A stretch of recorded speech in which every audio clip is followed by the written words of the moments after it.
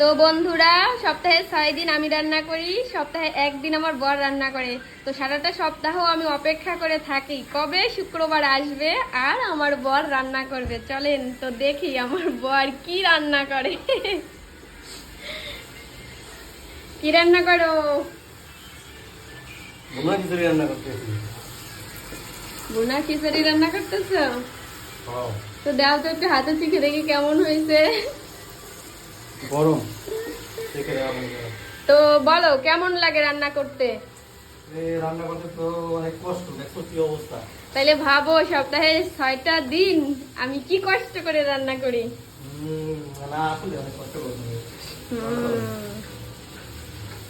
তারপরে আবার বলো। তুমি সপ্তাহে 6 দিন কষ্ট করো, তো এই জন্যই আমি একদিন রান্না করি, তাহলে তোমার কষ্ট একটু কম লাগে। ও আচ্ছা, তো রান্না করো, ঠিক আছে।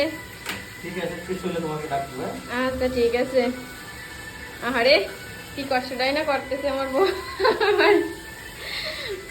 এ আবার কি গান শুনতেছে, কি আরামের রান্না। কষ্ট কিসের, গান শুনতেছে আর রান্না করতেছে, আবার বলো কষ্ট না। তোমার মতো বর যেন ঘরে ঘরে হয়, প্রত্যেকটা মেয়েই যেন তোমার মতো বর পায়, ঠিক আছে? না আমার মতো মানে তোমার মতো না আর কি, তোমার মতো আর কি হেল্প যাতে করে প্রত্যেকটা মেয়েকেই।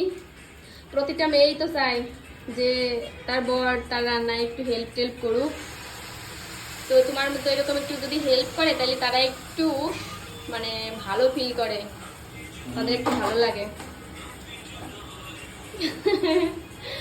আচ্ছা ঠিক আছে, তাই রান্না করো, টাটা বাই। হ্যাঁ আচ্ছা ঠিক আছে, রান্না শেষ হলে তোমার ডাকবো, ঠিক আছে?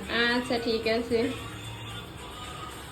দেখুন, প্রত্যেকটা মেয়েরই যদি এরকম মানে একদিন তার বর হেল্প করে তাহলে তার বউ তো খুব নিজেকে স্পেশাল ফিল করবে, খুব ভালোও লাগে।